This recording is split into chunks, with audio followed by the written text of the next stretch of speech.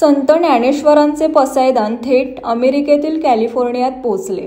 निमित्त अर्थातच गणेशोत्सवाचे व संजीवन समाधीच्या 750व्या सोहळ्याचे.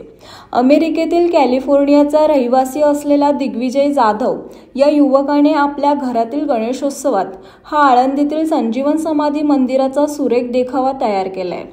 दिग्विजयला ही प्रेरणा त्याचे मामा व संत साहित्याचे अभ्यासक उल्हास पवार यांच्याकडून मिळाली. पवार आळंदी संस्थांचे विश्वस्त होते. त्याशिवाय संत साहित्याबद्दलची त्यांची प्रीती सर्व परिचित आहे.